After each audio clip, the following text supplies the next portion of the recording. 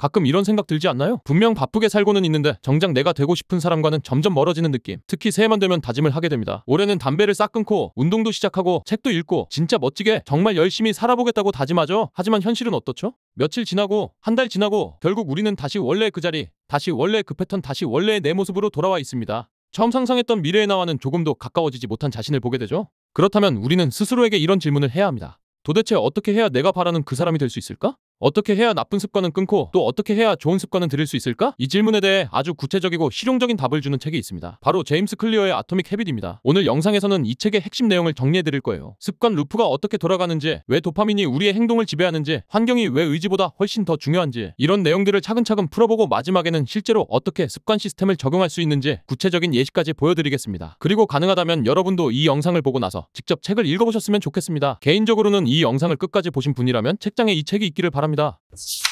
한번 이런 장면을 상상해 볼게요. 여러분이 주말에 친구랑 등산하러 갔다고 해봅시다. 등산로 입구에서 지도를 보며 이쪽이 정상으로 가는 길이구나 하고 길을 골라서 걷기 시작합니다. 그런데 초반 5분 갈림길 하나에서 표지판을 대충 보고 길을 살짝 잘못 들어버립니다. 처음엔 아무 느낌도 없어요. 길도 비슷하고 풍경도 비슷하죠? 그렇게 1시간, 2시간을 걷다 보면 어느 순간 깨닫게 되죠. 여긴 정상이 아니라 옆 계곡으로 내려가는 길이네? 처음엔 갈림길 하나에서 몇 미터 정도 차이였는데 시간이 지날수록 원래 가고 싶었던 곳과 완전히 달라져 버린 겁니다. 우리의 습관도 똑같습니다. 처음엔 별것 아닌 선택처럼 느껴지죠. 퇴근 후에 유튜브 10분만 더 보고 자는 것, 오늘만 운동 빼먹는 것, 치킨 시켜 먹고 내일부터 먹지 말자고 스스로를 속이는 것. 하지만 이런 선택들이 하루, 일주일, 한 달, 1년 혹은 그 이상 쌓이면 결국 내가 서 있는 곳이 원래 가고 싶었던 정상이 아니라 아예 다른 계곡 어딘가가 되어버립니다. 처음에는 티도 안 나는 미세한 방향 차이가 몇 년 뒤에는 완전히 다른 인생의 풍경을 만들어버리는 거죠. 결국 현재의 우리는 과거 매일 반복했던 습관의 결과입니다. 그리고 10년 뒤 우리가 서 있는 장소는 지금부터 정해지는 겁니다. 우리는 흔히 이렇게 생각합니다. 크게 성공하려면 큰 행동을 해야지. 남들이 놀랄 만한 도전과 성과, 거대한 결심, 대단한 변화, 이런 것들만이 성공을 만든다고 믿죠. 하지만 제임스 클리어는 완전히 반대 이야기를 합니다. 진짜 우리 인생을 바꾸는 건 거대한 도약이 아니라 처음엔 티도 안 나는 1%의 미세한 개선이라고 말하죠. 우리가 만약 매일 1%씩 나아지면 1년 뒤에는 38배 성장, 우리가 만약 매일 1%씩 나빠지면 1년 뒤에는 거의 0에 가깝게 내려앉습니다. 스트레스, 부정적 생각, 충동적인 소비 습관처럼 조금씩 쌓이다가 나중에 폭발하는 것도 있고, 반대로 지식, 실력, 인간관계, 건강 같은 눈에 띄지 않게 천천히 쌓이다가 나중에 완전히 다른 삶을 만들어주기도 합니다. 매일 조금씩 쌓이는 습관은 우리 편이 될 수도 있고 우리 인생을 서서히 갉아먹는 적이 될 수도 있습니다. 그런데 문제는 이 변화가 초반에는 잘 안 보인다는 거예요. 우리는 늘 이렇게 상상합니다. 노력하면 결과도 그만큼 쭉쭉 올라가겠지. 하지만 실제 그래프는 이렇습니다. 처음에는 열심히 해도 눈에 띄는 변화가 거의 없습니다. 제임스 클리어는 이 구간을 실망의 골짜기라고 부릅니다. 정말 열심히 했는데 체중도 그대로고 몸도 그대로고 옷 사이즈도 그대로인 것처럼 보이는 구간. 사람들이 포기하는 지점이 바로 여기입니다. 하지만 모든 복리 효과는 초반엔 티가 나지 않다가 어느 순간부터 급격히 눈에 보이기 시작합니다. 그래서 이 책은 말합니다. 진짜 중요한 건 결과 그래프가 아니라 그래프를 떠받치고 있는 시스템이다.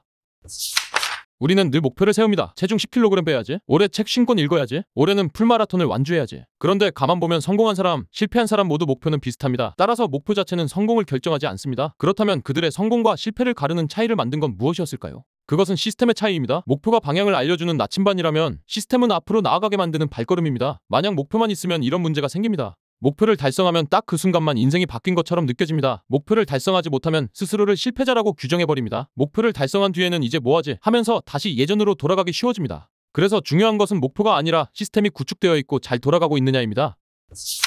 시스템은 이렇습니다. 마라톤 완주는 목표, 매일 뛰는 사람이 되는 건 시스템, 10kg 감량은 목표, 매일 운동하고 건강하게 먹는 삶은 시스템. 목표는 결승선을 보여주지만 시스템은 내 발걸음을 바꾸는 것에 집중합니다. 즉 우리가 목표를 달성하기 위해선 시스템을 제대로 작동시키는 것이 최우선입니다. 여기서 제임스 클리어가 이야기하는 행동 변화의 3가지 층이 나옵니다. 결과, 체중 감소, 책 쓰기, 마라톤 대회 안주, 과정, 다이어트 루틴, 글쓰기 루틴, 운동 루틴, 정체성, 나는 식단을 조절하는 사람이다. 나는 작가다. 나는 운동하는 사람이다. 대부분 사람들은 1번 결과만 바꾸려고 합니다. 하지만 가장 강력한 변화는 3번 정체성에서 시작합니다. 내 목표는 체중을 감량하는 거야가 아니라 나는 내 몸을 관리하는 사람이다 라고 생각하는 거죠. 어떤 행동이 내가 어떤 사람인지를 증명하는 도구가 되는 순간 우리 뇌는 그 행동을 억지로 하는 일이 아니라 나다운 일로 인식하게 됩니다. 그게 바로 정체성 기반 습관입니다.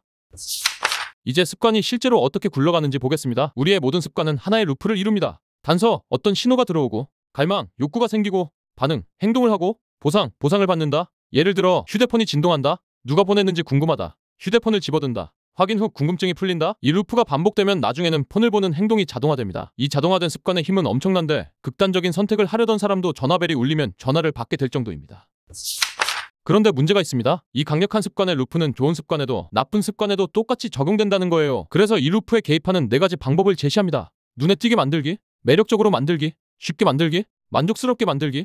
이 4가지를 잘 설계하면 좋은 습관은 자동으로 굴러가고 나쁜 습관은 자연스럽게 약해집니다. 먼저 첫 번째 방법, 눈에 띄게 만들기. 우리가 매일 하는 행동의 대부분은 너무 익숙해서 그냥 내 성격이라고 착각하지만 사실은 패턴화된 습관입니다. 그래서 제일 먼저 해야 할 일은 고치려고 들기가 아니라 관찰하기입니다. 하루 동안 내가 습관처럼 하는 행동을 아침에 눈 뜨는 순간부터 잠들기 전까지 기록해봅니다. 그리고 각 행동 옆에 이렇게 표시합니다. 내가 되고 싶은 사람에게 도움이 된다? 방해가 된다? 크게 상관없다? 이 단계에서는 고치려고 애쓰지 않고 그저 있는 그대로를 보는 게 중요합니다. 그리고 나서 구체적인 실행 계획을 이렇게 정리합니다. 나는 언제, 어디에서, 무엇을 하겠다? 예를 들어 책을 더 읽어야지. 이건 너무 모호합니다. 대신 나는 매일 잠들기 전 침대에 앉아 15분 동안만 책을 읽겠다. 이렇게 말이죠. 그리고 여기에 습관 쌓기를 더할 수 있습니다. 현재 하고 있는 습관 이후에 새 습관을 하겠다. 이렇게 말이죠. 예를 들어 양치 후에는 5분 동안 스트레칭, 커피 내린 후에는 책 10분 읽기. 이렇게 기존 루틴 위에 새 습관을 하나씩 얹어가는 겁니다. 여기에 환경 설계가 더해지면 습관이 훨씬 쉬워집니다. 물을 더 마시고 싶다면 내가 주로 시간을 보내는 장소에 물병을 눈에 띄게 두는 것. 책을 더 읽고 싶다면 침대 옆이나 책상 위 가장 잘 보이는 곳에 올려두는 것. 반대로 나쁜 습관은 안 보이게 만들수록 약해집니다. 집중이 안 될 때마다 폰을 만지작거린다면 아예 다른 방에 두고 하려 하기. 다이어트에 있어 야식이나 과자가 문제라면 의지로 참는 것이 아니라 집에 아예 들이지 않는 것? 결국 중요한 건 나는 의지가 약해가 아니라 환경을 바꾸자입니다.